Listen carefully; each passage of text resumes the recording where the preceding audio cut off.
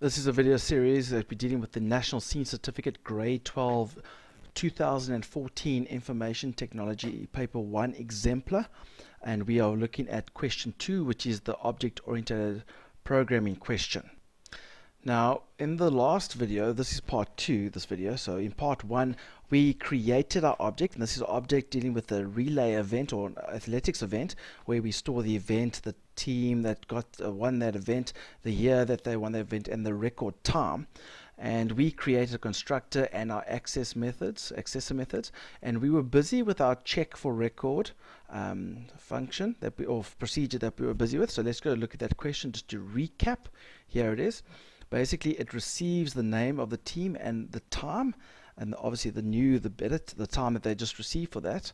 And if that new time that we received is better than the current record, then obviously we must update all the values. In other words, we must update the team, must update the year, and we must update the time.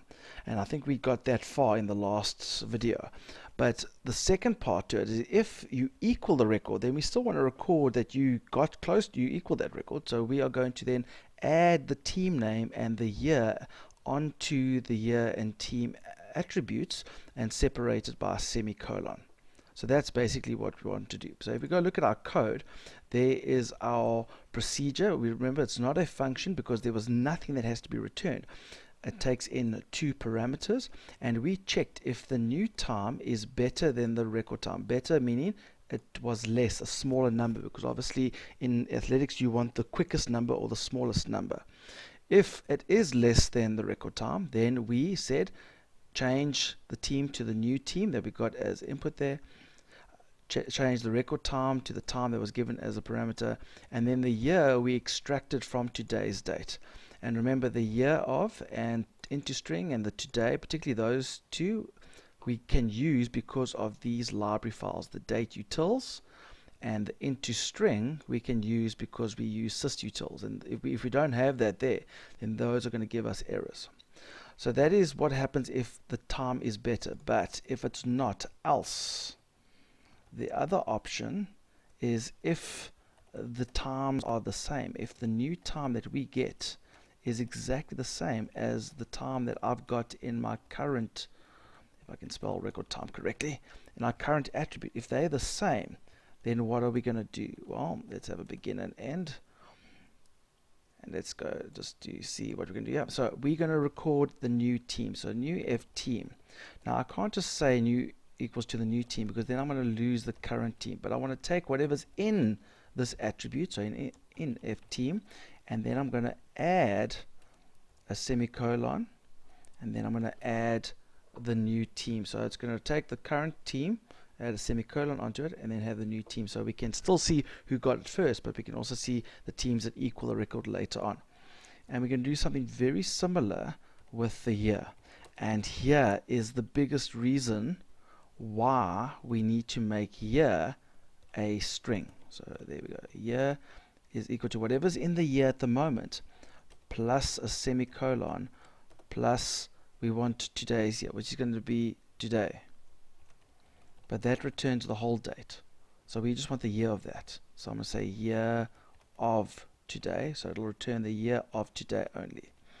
But that is going to return an integer, and this is a string. So we must convert that from an int to a string so that it can be put into this attribute, very similar to what we did over there. So if the time is better, we just record a new time, team, and year. But if there is the same record, exact same time, then we just add on the team name onto the current team name that's already there, and we add on to this year, whatever the year is this year, with a semicolon before it, onto the year. The last method that we have to create, and they normally ask us in all of the OOP questions, is some sort of display method where we display all the data in some sort of string format, and it's normally called the toString method, and it doesn't take any parameters in. Normally we just simply display our attributes in some sort of format that is given. So this is returning a string, so that we know that straight away this is a function, there's no parameters, and it returns it in this format with, saying, the current record for, and we put the event name, and we put it like this. Now if it was one line and it was tabbed, we would use H or hashtag 9. But because it's on a new line, here's where we use hashtag or hash 13 or hashtag, because I've been using Twitter so too many times. That's why I say the word hashtag. But that's what the string format must look like. So let's go to our code here. We're going to go to the top and create a function called toString. And this is what we're going to use to display our text in any of the forms or units that use this object. So there we go for the declaration. One thing just to make sure that you understand, whenever you're using objects, make sure that you're not referencing anything in the other units.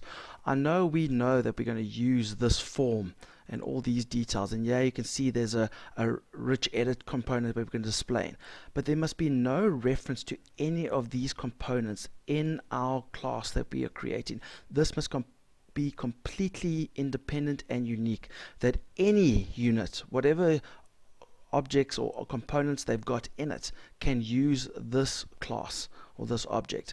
So that's why we must make no reference whatsoever to any components that are in other units. We just or any text files or anything like that. We keep it very isolated, and the form or the other unit that will use this object can handle that. So we've got our function there, and we are simply going to say result, if I can spell it right, result equals. Now what are we going to say? Well, let's look at the text. Current record 4 with the event title. So let's put that. So you put in text current event. Did I say that right? Current record 4. Current record 4. Close, and we're going to add on the name of the event. So that's if our attributes, that's the event. And I'm going to break this up, so then to make my life easier, I'm actually going to make a variable here called sline of type string. It's going to make my life a lot easier if I just use sline, and then at the end, my result will equal to sline. Sline equals that. Now sline is going to equal to whatever is in sline plus a hash 13, which is going to put it on the new line. Actually, I've never tried this before. Let's try to do another hash line. So it goes to another new line. And then on this new line, we're going to say the word team followed by whatever is in the team attribute. So I'll do it like that. So let's just double check if that's okay. Do you see I put hash 13 so I can go to a new line, then hash 13 to another new line, team with the name of the team, and then we're going to go to a new line and say yeah. So let's actually do that. So I'm just going to make my life easier and just add another hash 13. So I go to a new line, and then sline is going to be whatever we just did before, because you don't want to lose all that, or just make it look nice and in line. And now we're going to say plus, and it's going to be plus the year.